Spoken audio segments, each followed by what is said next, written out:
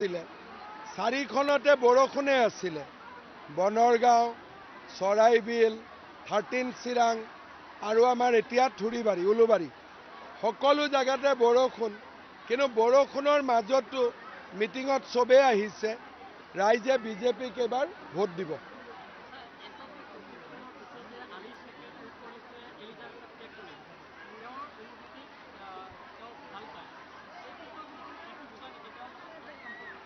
চক আপোনালোকে মাত্ৰ কেইদিনমান ৰখক বিটিচিৰ ইলেকশ্যনৰ পিছতে SITৰ প্ৰতিবেদন আমি প্ৰকাশ কৰিম আৰু ৰাইজে সকলো কথা নিজে বুজি পাব।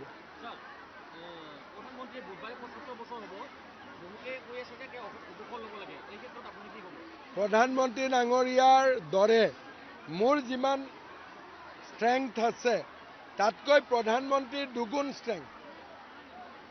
নৰেন্দ্ৰ মোদী ডাঙৰীয়া ৭৫ বছৰত তেওঁ এটা নতুন ইনিংছ আৰম্ভহে কৰিছে। আমিতো বিচাৰোঁ 2047 চনত যেতিয়ালৈকে ভাৰত এখন অমৃত ভাৰতলৈ ৰূপান্তৰ নহয় নৰেন্দ্ৰ মোদী ডাঙৰীয়াই ভাৰতৰ নেতৃত্ব দিব লাগে। এইটো আজি যেনেকে দেখি আছে এগৰাকী ACS অফিচাৰৰ ঘৰত ৰেইড হৈছে 1 কোটি টকা উদ্ধাৰ হৈছে গতিকে এনেকুৱা দাৱাই মোৰ হাতত আছে দাৱাই পৰি থাকিব।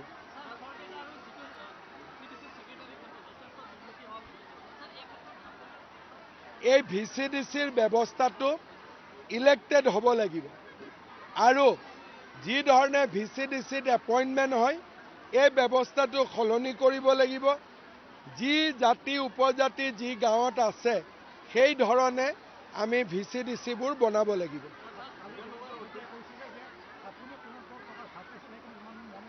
কোনে চক দেৱব্ৰত শইকীয়াই BTC বুজি নাপায়।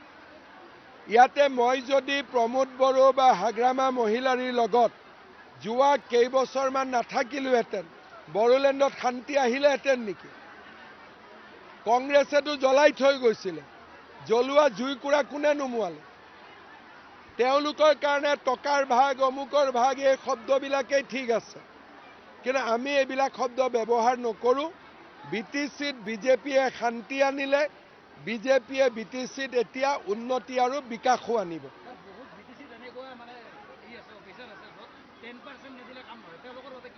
মইতো কৈ আছোঁ কথাখিনি এই ব্যৱস্থাবিলাক পৰিৱৰ্তন কৰিব লাগিব।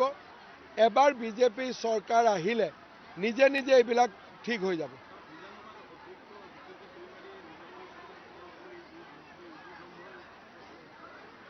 চক BTC বিধানসভাৰ ইলেকশ্যন নহয় বা MP ইলেকশ্যনো নহয়।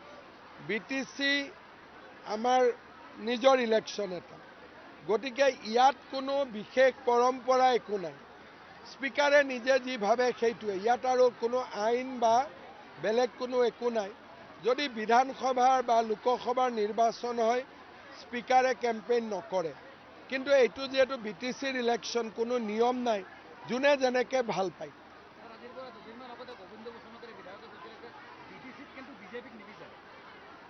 ইমান মানুহ কি বিচাৰি আছে? ইমান বৰষুণতো ইমান ৰাইজ থিয় হৈ আছে এইবিলাকতো BTCৰে মানুহ বাহিৰৰ মানুহতো নহয়। অলপ ঘূৰি লওঁ এতিয়াই ক'ব দিগদাৰী ইফাল ইফাল হৈ থাকিবতো অলপ লাষ্টৰ ফালে ক'ম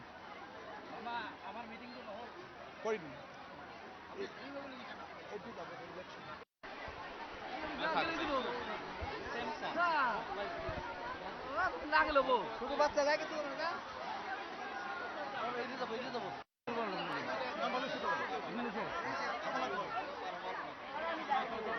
I